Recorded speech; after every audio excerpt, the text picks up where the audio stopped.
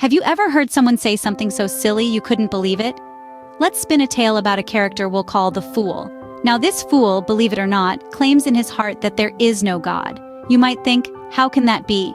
But it's true, friends. This fool, in all his folly, declares, there is no God. Imagine someone looking at a beautiful painting and saying, there is no artist.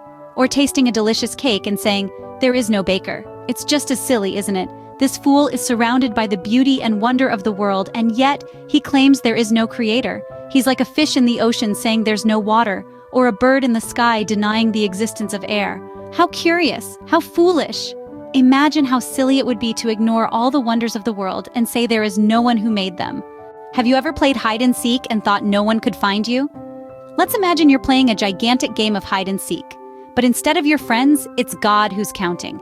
Picture God looking down from heaven, peering through the clouds, searching for those who understand and seek him. It's like when you play hide and seek with your parents. They're always looking for you, aren't they? They might pretend not to see you under the table or behind the curtain, but they always know where you are. They want to find you. It's the same with God. He's like a loving parent, always watching over us, hoping we'll seek him in return. But sometimes we all get a little lost, don't we? We might turn away or get distracted, but God doesn't give up. He keeps looking, keeps seeking, because to him, we're worth finding.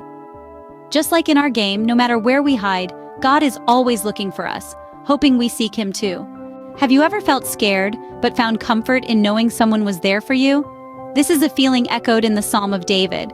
It's like a story that paints a picture of life's trials and tribulations, but also of the comforting presence of God. Imagine a group of people who have lost their way, who are in great fear. Yet, there is something that gives them hope and courage. That something is the presence of God, who is always there with the generation of the righteous. God is like a safe haven, a refuge for those who are poor in spirit, who have been let down by the world.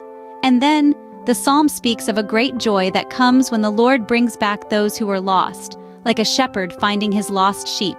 It's a time for rejoicing, for being glad, because God's love is there to comfort and protect. So, no matter what, we can always find comfort and joy in God's love. Just like a warm blanket on a cold day, God's love wraps us in comfort and safety.